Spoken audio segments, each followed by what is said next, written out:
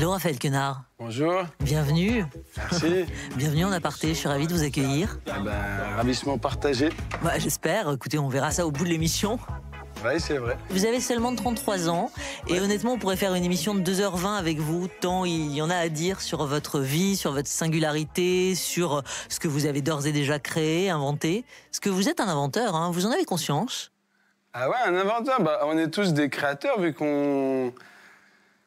qu'on improvise tous et qu'on est sans arrêt repoussé dans les retranchements de l'inconnu. Ah, ça y est, c'est du Raphaël Quenard dans le texte. C'est vrai. Bon, bien sûr, je vous regarde. Ce décor, il est à votre image aujourd'hui. 2-3 choses de vous. La petite écharpe qui va bien, qui nous rappelle Grenoble, elle est derrière vous. Elle est où? Elle est derrière vous, sur la chaise. Exactement. Grenoble, bien sûr, c'est le foot. Hein. Ah, c'est le football, là. Ça, vous, c'était en tant que défenseur, hein? Alors, au départ, c'était en tant qu'attaquant. D'accord. Et puis, au fil des années qui s'écoulent, j'ai été relégué à des postes plus défensifs. D'accord. Pour des carences en matière technique. Des carences en matière technique. Alors, vous pouvez vous asseoir, tiens, puisque vous êtes quasiment calé au bon endroit. Où est-ce que je dois m'asseoir sur le canapé? Oui, par exemple. Pas sur ce fauteuil noir si, vous choisissez, vous êtes chez vous. Qui est des plus attirants. Si, je vous en prie. Celui-là, il a l'air d'être d'un confort c'est une pièce unique. Et... On va bien sûr se parler de ce livre... Clamsé à Tataouine, votre roman aux éditions Flammarion. J'ai envie, bien sûr, qu'on en parle. Je suis très curieuse parce que... Vous l'avez lu? Ah bien sûr que je l'ai lu. J'ai même noté des phrases et je peux vous dire qu'on va s'en parler. Oh. Pages 45 et 49 pour commencer. Ah, revue de texte. Par le menu. On va évidemment y aller. Il est paru le 14 mai dernier. Ouais. Si j'ai dit un thriller à l'humour noir, sans langue de bois, j'ajouterais même irrévérencieux, malicieux, parfois drôle, glauque aussi. Est-ce que c'est assez juste? Ouais. Moi, j'ai pas l'impression que ce soit un thriller. Après, je sais que les gens, apparemment, ils le reçoivent comme tel.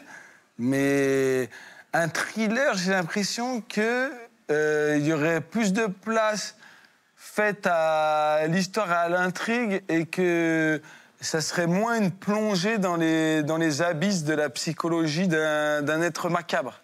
Alors, c'est intéressant parce que j'écoute aussi bien le vocabulaire que vous employez que la manière dont vous l'employez. Parce que le style d'élocution de Raphaël Quenard, c'est aussi aujourd'hui quelque chose qui est très caractéristique. Il y a des mots, un certain nombre, dans votre texte, dans vos pages, comme kakoshim, comme olibrius, comme anachorète, qui veut dire un ermite, hein, c'est ça? Ouais, c'est ça. Je regardais page 45. Alors, le narrateur, il n'a pas de prénom. Hein. C'est une ombre. Le narrateur, c'est un spectre qui peut, même s'il le faut, parler depuis l'au-delà. Ce langage, quand même, j'y reviens, page 45, parce que vous dites « Ce langage un brin pompeux me demande un effort intellectuel démesuré. Non pas que je sois d'une profonde débilité, mais j'ai tendance dans l'intimité à parler plus vulgairement. » Je saute une ligne. « Il suffit pour faire bonne figure, mais il reste inopérant lorsqu'il s'agit de duper quelqu'un de vigilant ou de solide sur ses appuis. » Ça parle de qui? Déjà, je tiens à préciser que c'est le personnage qui parle, mais par exemple, moi... À un moment, on me disait, tu fais des phrases trop longues, tu traînes sur les mots, ta diction n'est pas assez affûtée et aiguisée, t'emploies des mots caducs, tu veux te donner un style et tout. Mais tu fais pas exprès. C'est, encore une fois, j'ai l'impression... Moi, je sais que mon cerveau, il s'attache et il reste agrippé sur un mot ou une expression qu'un autre utilise. Là, j'en ai entendu une belle... Quand quelqu'un est décoiffé, et il y a quelqu'un qui m'a dit, la dernière fois, lui, il avait un peu les cheveux ébouriffés et tout, il m'a dit, lui, il a pété dans son col roulé. Et genre, il y a des images comme ça, sur lesquelles je m'arrête, et parfois, on peut te reprocher une manière de t'exprimer et tout, mais, comme dit Jean Cocteau, ce qu'on te reproche, cultive-le, car c'est toi. C'est la vérité. Il y a quand même une chose, Raphaël Quenard... Attends, j'ai pas vu de l'autre côté. Vous allez voir, vous allez évidemment pouvoir vous promener. Tu vas faire cheminer, non mais je vais juste regarder. Vous allez y aller, bien sûr. Juste un mot quand même sur le thème de votre roman qui a fait bruisser un peu au départ, Libé qui avait même fait un papier pour dire qu'il ne ferait pas justement de critique sur votre roman parce qu'il y voyait une plongée dans le carnage du féminin. Ce qui était regrettable parce que cette critique avait été faite et écrite alors même qu'aucune ligne de ce livre n'était disponible. Et puis d'ailleurs, vous répondez que si vous vous attaquez effectivement à des femmes, c'est parce que vous préférez dépenser vos dernières heures auprès de ceux qui ont toujours eu votre préférence. Vous me dites beaucoup, vous, Nathalie. Je tiens à préciser que je ne suis pas ce narrateur et que je ne l'excuse pas et que c'est un individu qui mérite la pire des sentences et qui, d'ailleurs, si ça peut rassurer certains lecteurs, se verra puni à un moment. Mais du coup, non, moi, le narrateur... En tout cas, il y a la réponse ça. du narrateur, page 49. Ça, c'est la réponse du narrateur, qui est sa réponse et qui est hautement condamnable. Et parce qu'en fait, on va dire qu'il se façonne un plan d'action, mais comme des gens qui s'en sont rendus coupables, comme des Anders Breivik ou des gens qui ont écrit des manifestes avant de faire sonner la terreur. Mais moi, pour le coup, moi, en vrai, je voulais proposer un voyage entre les classes sociales. Et comme je voulais qu'il y rentre et il en ressorte assez rapidement pour pouvoir faire ce voyage en un temps réduit, la solution... du meurtre, elle s'est présentée parce que ça permet de pénétrer un milieu et d'en ressortir aussi rapidement et possiblement sans grandes conséquences si jamais il le fait habilement, parce qu'il faut aussi qu'il puisse esquiver, évidemment, les forces de l'ordre et les forces de police. Mais du coup, c'était ça. Et le fait qu'il tue des femmes, c'est aussi ça regrettable. Et heureusement, fort heureusement, moi aussi, j'ai une petite sœur et je suis content que les choses avancent en cette matière sur les sujets du féminisme, etc. Mais il commet des féminicides parce que statistiquement, les serial killers s'en prennent davantage aux femmes et cet être-là qui est décrit, dans la psychologie est décrite, il est au summum de la lâcheté. Et donc sa lâcheté, elle se caractérise aussi par la nature du plan d'action qui met en œuvre. Le titre, on n'en a pas parlé. Ouais. Le titre de ce livre, Clamsé à Tataouine. Ouais. Vous avez proposé un jeu, Raphaël, avec un ticket gagnant dans un des livres pour se rendre à Tataouine. Donc Tataouine, c'est en Tunisie. Hein. Peut-être même en votre compagnie. Une petite surprise, oui. Mais c'est quoi ce délire ? Il y aura un ticket d'or qui va être introduit dans un des ouvrages et il va permettre de remporter un voyage pour 2 personnes à Tataouine. Donc le ou la gagnante aura le choix d'un accompagnant et je me propose d'être celui-ci. Mais si il ou elle ne me choisit pas, que grand bien lui fasse et il partira. Donc c'est pas encore le cas, ça a pas encore été, il n'y a pas encore de gagnant. Ça va intervenir et il y a même une autre surprise qui se fera jour et qui sera des plus délicieuses. Ah bah non, dites-moi. Je vous le garantis. Bon, on peut pas en savoir plus. Non, parce que le voyage en la compagnie de cette personne sera sûrement l'objet d'une création littéraire qui viendra peut-être agrémenter l'ouvrage. Ah, ok. Ça, c'est une surprise. Non, pas de nouvelle plus. Je vous en dis pas plus, Nathalie. Bon, ok. J'aimerais bien maintenant, alors on va passer à toute autre chose. Ce film, I Love Pérou, co-réalisé avec Hugo David, qui a été très remarqué, qui a été présenté à Cannes. Vous avez qui sort le 9 juillet. Ouais, exactement, j'allais le dire, merci. Ah, pardon, je vous ai devancé, j'ai coupé l'herbe sous le pied. Non, mais c'est parfait, vous faites tout bien. Et on va regarder tout de suite, Raphaël, ce film, I Love Pérou. Oui. J'ai remarqué un truc chez les Péruviens. Tu regardes, on dirait qu'ils n'ont pas de coups. On dirait que c'est des coups max de genre... Quelques centimètres. On dirait qu'on a posé la tête sur les épaules et qu'ils se promènent comme ça. C'est vrai, j'ai capté aussi. Ouais. Truc de fou. C'est vrai que c'est un peu marrant, ouais. On dirait des toupies.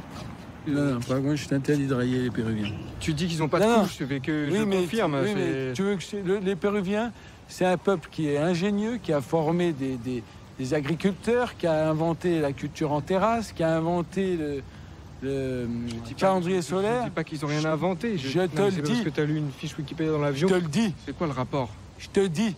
T'as inventé la flûte? J'ai jamais dit que... T'as inventé les systèmes de murs antisismiques? Non, mais en l'occurrence, voilà. c'est pas trop le rapport, quoi. Ils ont inventé tout ça sans coût. D'accord? Qu'est-ce que t'as fait avec ton cou, toi? C'est quoi le rapport? Qu'est-ce que t'as fait avec ton cou? Mais toi, qu'est-ce que t'as fait avec ton cou, toi?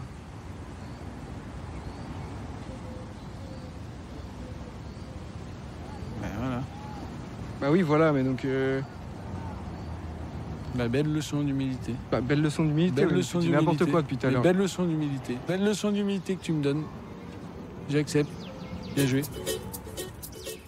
Une comédie évidemment désopilante, hein, vous ne manquerez pas de qualifier comme telle. Et le personnage, il va à un moment connaître une forme, je dis bien une forme de réussite, et qui va lui faire laisser sur le bas-côté du chemin ses alliés. Et donc c'est une longue histoire d'amitié qui va les mener dans une quête spirituelle. Il va perdre l'essentiel et ça va partir jusqu'au Pérou à l'aventure. Et en fait, c'est une histoire d'amitié qui se fait télescoper par une histoire d'amour dans un cadre... Merci, vous l'avez parfaitement bien raconté. Une question quand même. Vous êtes partout, Raphaël Quenard. Il y a eu évidemment depuis 2 ans... Nathalie, je sais que là, il y a, on va dire, une surcouche. Il y a une couche de Nutella qui vient recouvrir une couche de beurre demi-sel que viendra agrémenter une couche de beurre de cacahuète. Mais c'est la conjonction, en vrai, de 2 projets qui sortent au même moment. Parce que moi, personnellement, je n'avais pas tourné depuis le 2e acte, soit pas en décembre qui vient de passer, mais en décembre dernier. C'est-à-dire que pendant 1 an et demi, j'ai rien fait. J'allais pas vous faire ce reproche qu'on a pu vous faire. J'ai fait un livre, un film qui sortent là en même temps. J'entends bien. C'est pas de ça dont j'allais vous parler. Moi, j'allais vous demander autre chose. J'allais vous demander s'il n'y avait pas un truc d'angoisse. La peur que tout s'arrête ou... Alors, c'est vraiment la fuite. Moi, franchement, Nathalie, c'est vraiment... Genre, c'est vrai que je suis très travailleur et méthodique et appliqué et surtout obstiné. Et parfois, de façon, on va dire, quasi pathologique. Mais je pense que c'est... Et d'ailleurs, c'est assez contraignant pour l'entourage, on va dire, et les gens de qui je suis le plus proche. Mais c'est une forme de fuite, hein, franchement. Moi, mon livre préféré, c'est un livre de Henri Laborie qui s'appelle L'éloge de la fuite. Et de toute façon, on fuit par chacune de nos actions. On fuit quand on va à une soirée, on fuit quand on fait des enfants, on fuit quand on tombe amoureux. On est obligé de sortir de soi pour pas être confronté au néant abyssal qui nous guette et qui nous pourchasse avec ses lances pour venir nous embrocher. Tu vois ce que je veux dire? Merci pour l'image, pour la métaphore. Venez au bar. On est obligé de s'esquiver, de tenter de s'extirper. Venez prendre quelques munitions au comptoir, Raphaël Quenard. Vous allez reconnaître certainement des petits bonbons en couleur. Des Smarties, des Smarties. Voilà, à la fois Summer Buddy, à la fois Madeleine de Proust et à la fois plus à la fois consistant. Bah, plus oui. consistant avec la croziflette, hein, c'est bien ça. En fait, c'est la tartiflette avec des crozets. En fait, c'est une tartiflette avec des crozets. Tu peux un peu tout mettre. Tu peux jeter tous les restants du plateau de fromage dedans, puisque tout ça viendra se conjuguer pour enthousiasmer nos sens. Et c'est un plat extraordinaire que ma grand-mère concocte avec le plus grand des brios. Votre grand-mère qui nous ramène à Gières aussi. Si vous voulez bien qu'on y fasse un saut, on est non loin de Grenoble et c'est la vue que vous allez pouvoir apercevoir face à vous. Oh, mais alors là, c'est un truc de fou. Ouais, petite ville de 7000 âmes. Ouais. De 7000 belles âmes. Permets-moi de les qualifier avec le plus beau des adjectifs. Cette enfance, cette adolescence, dans une famille où on rigole pas mal, avec un papa très gros bosseur, une maman qui a plus de fantaisie. Ah, maman espiègle, l'œil malicieux, le sourire narquois, qui se tient toujours prête à la moquerie et à la raillerie, donc exceptionnel. Et mon père, il est plus très droit, très respectueux. En fait, il nous donne l'exemple du travail, mais c'est pas par des mots. Mais c'est d'ailleurs les meilleurs exemples, ils sont pas formulés verbalement.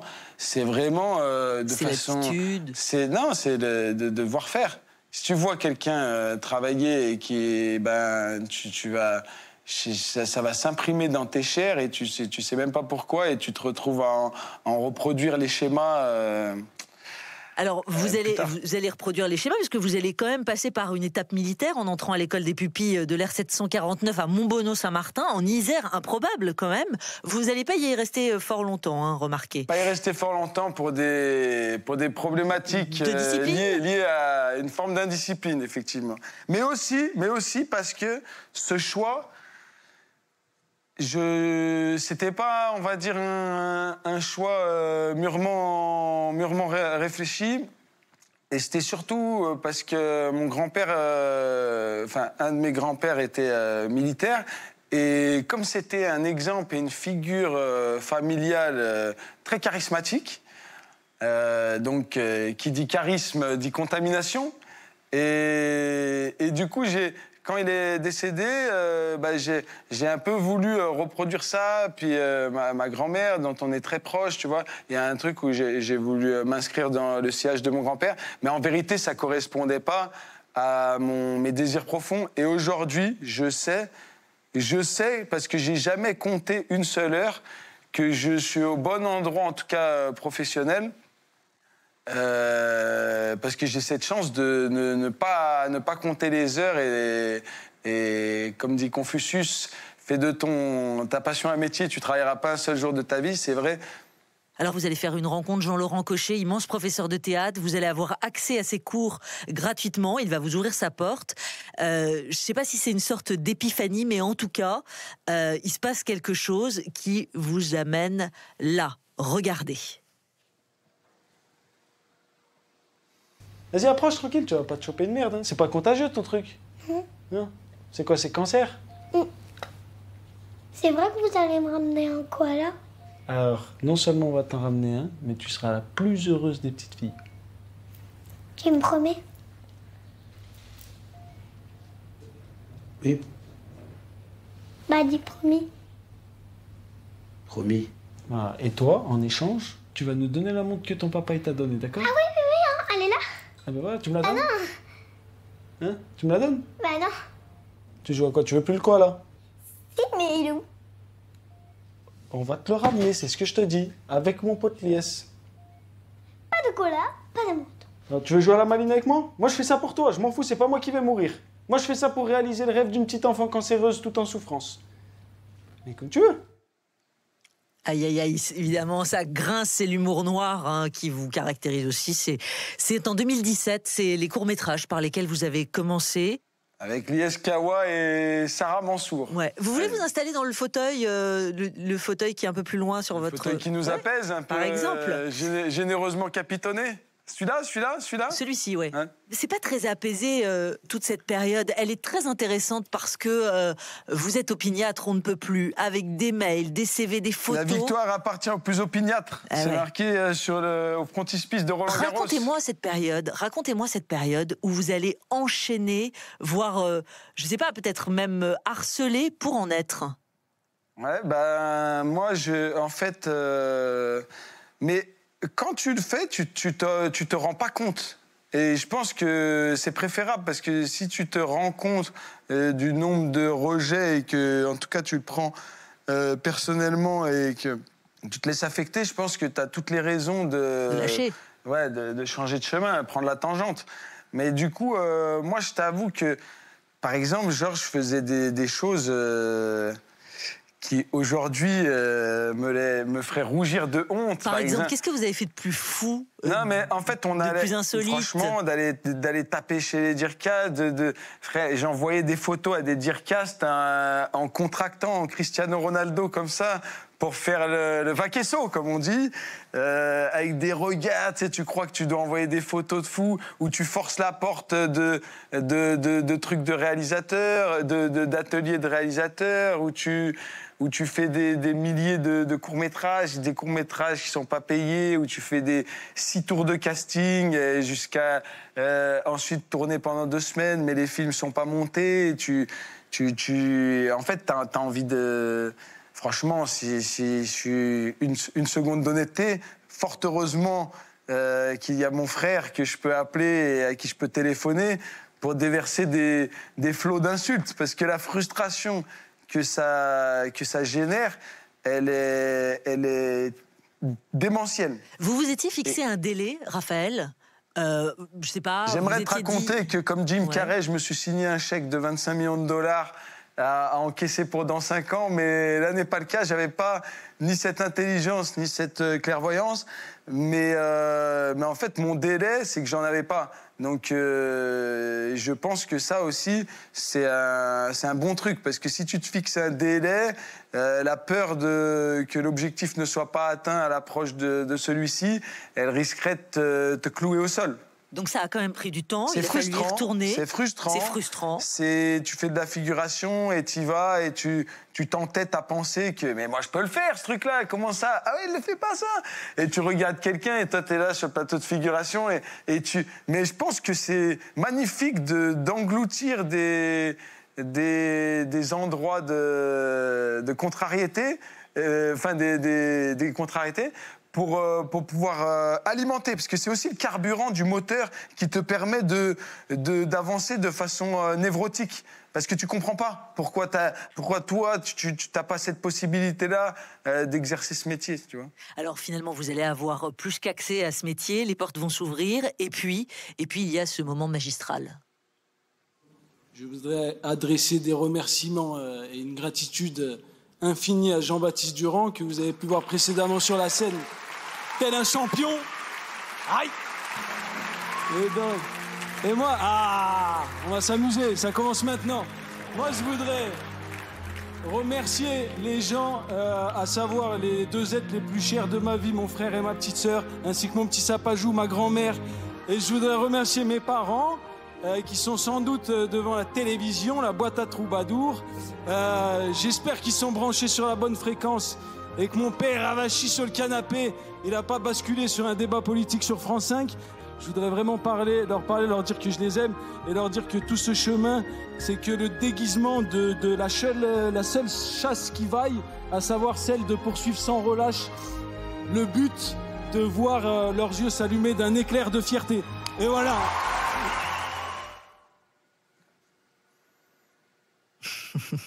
Je regarde vos yeux. L'émotion, elle est toujours aussi vive.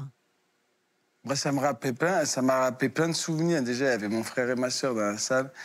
Et le film avec Jean-Baptiste Durand, le réalisateur, Anthony Bajon, Galatea Bellucci. Chien de la casse. Chien de la casse. Et Chien de la casse. Moi, il se prononce comme ça, il faut bien insister. Franchement, c'est un cadeau du ciel d'avoir pu travailler avec ces gens et tout ça. En vérité, c'est vraiment ce film-là, il raconte toute la beauté que contient la simplicité. Comme dit Léonard de Vinci, la simplicité, c'est la sophistication suprême. Et il raconte ça, et je trouve que c'est un vrai truc profond que moi j'éprouve dans l'existence. Là, j'ai vu mes amis, je suis rentré à Grenoble ce week-end. J'ai vu mes amis, mais franchement, je passe le pas de la porte, je monte dans la voiture, je suis comme ça, et tu vois, je sais que j'ai une émotion de fou qui monte parce que tu vois, il te manque, et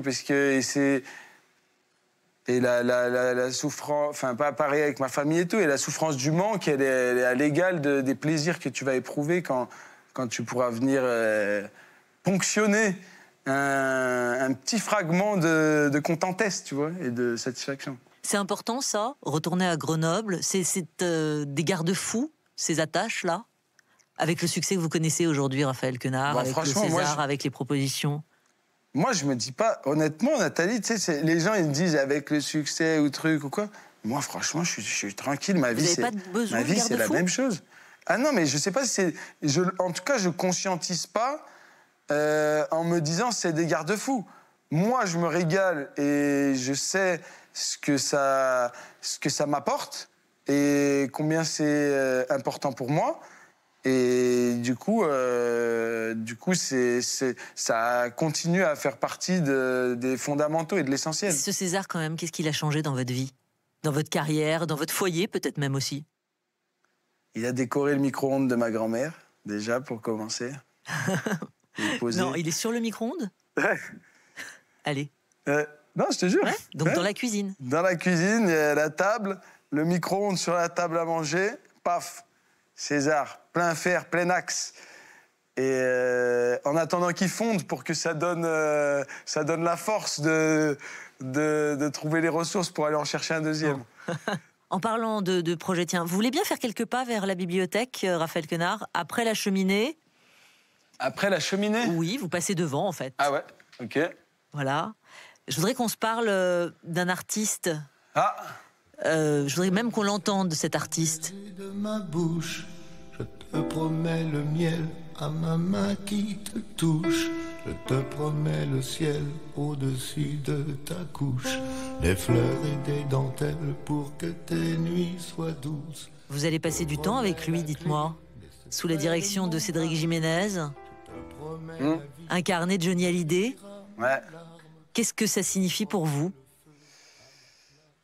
Déjà une chance de pouvoir participer à un projet de ce niveau d'ambition et qui raconte la vie et les tourments intérieurs et de ce qui habite cette inégalable icône. Et là où moi je suis encore plus content, c'est aussi il incarne une forme de pureté absolue, et je trouve que la beauté d'un artiste, elle est inversement proportionnelle à la petitesse du chemin qui sépare le cœur du magicien des spectateurs. Et plus c'est proche, plus c'est magique.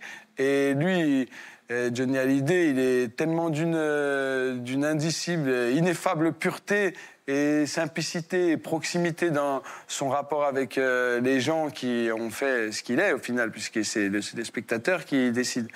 Mais du coup, je suis trop content de pouvoir incarner cette idole des jeunes. Ouais. Et pas que, évidemment. Et pas Alors, que, de on tout a le parlé monde. de Johnny Hallyday, mais j'aurais pu aussi vous parler d'un autre artiste. J'ai un petit cadeau, regardez.